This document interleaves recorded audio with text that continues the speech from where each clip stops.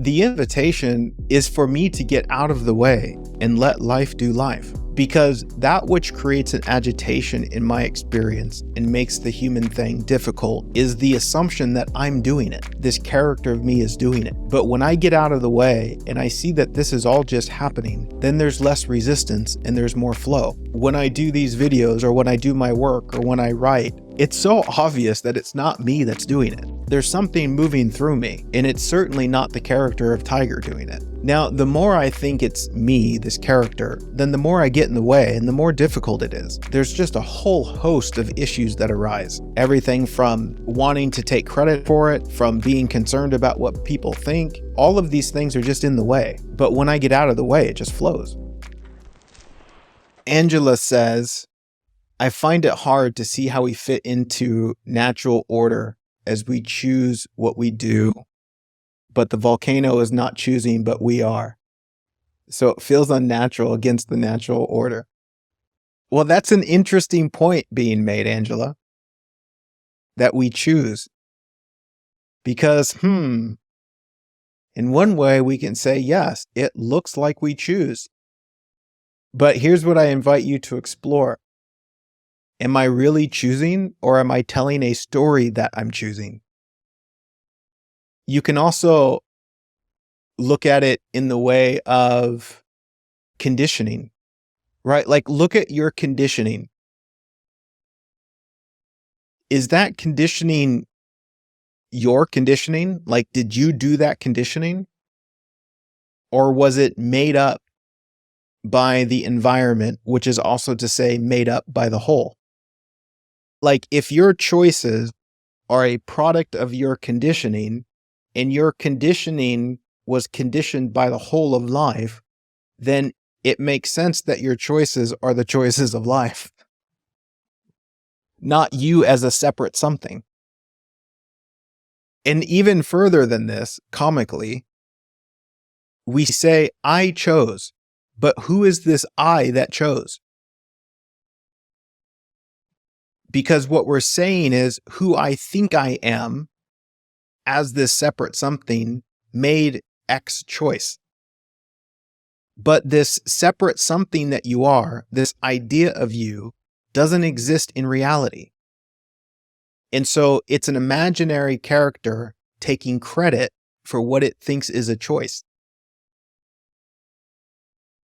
This person that we think we are can't actually choose, because the person that we think we are is a product of our imagination. It can tell a story of choosing, and it can believe that story, right? Like, I can say, okay, me, this character, Tiger, chose to do this video today. Now, if I step back and look at the whole thing, it's more accurate to say, this shit just happened.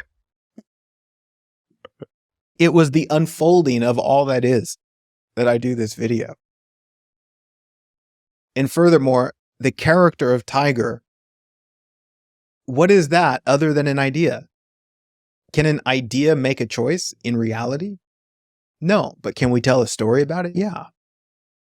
And just like with the example of the volcano, you can say, sure, the volcano didn't make a choice, but can you project a choice onto the volcano? Can you tell a story that says the volcano chose to do that and then blame the volcano? Yeah. When lightning strikes the tree, can you project a story of guilt that says lightning chose to do that? I mean, it could have struck a different tree, couldn't it? That seems reasonable. Why did it have to strike my tree? It chose to do that. Now, did lightning choose that? Or did life choose that? Did the whole choose that? Just like when somebody else makes a perceived action, did they really do that action, or was it an expression of the whole? In the same way that I can project responsibility onto another person who I think is separate from the whole, I can do the same to myself. And again, even when you project an action from somebody else, or when you project responsibility of an action onto somebody else, you're projecting it onto your idea of that person. So you're essentially creating a character for them as a separate something, and you're saying, my character of them did something in life. No, your character of them didn't do anything. Your character of them doesn't exist in reality. And so when you say they, or even when you say Tiger's talking right now, your idea of Tiger is not talking right now. And so it speaks to how much noise there is in the mind that's telling infinite stories about what it thinks is happening. But yet to examine those stories, what you'll find out is everything that you think is happening isn't happening. Again, it's fine. It's part of the experience, and it helps us communicate with each other. It helps us play together. But there's a deeper happening that is the happening of the whole thing.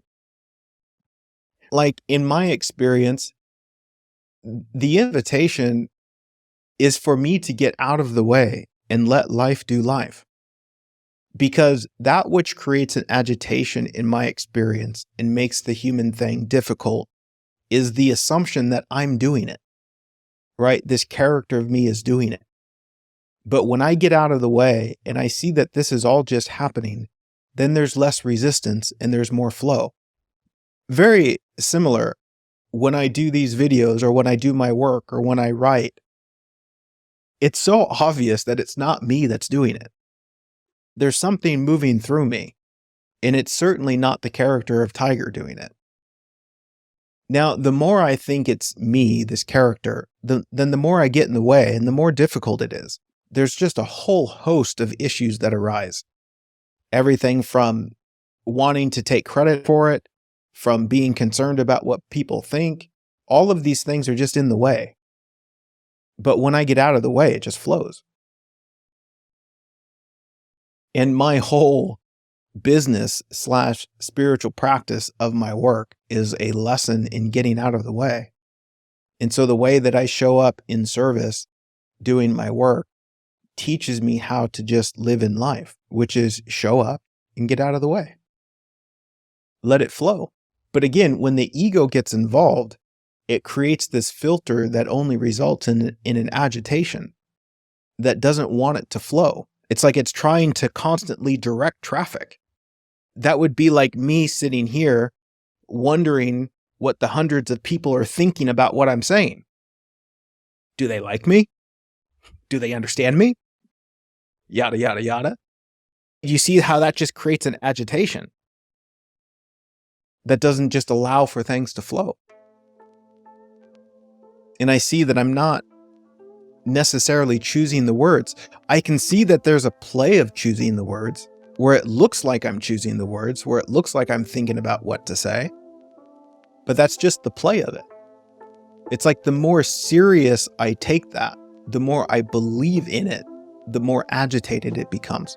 But really, beyond all of that noise, it's just this divine play of it all just happening.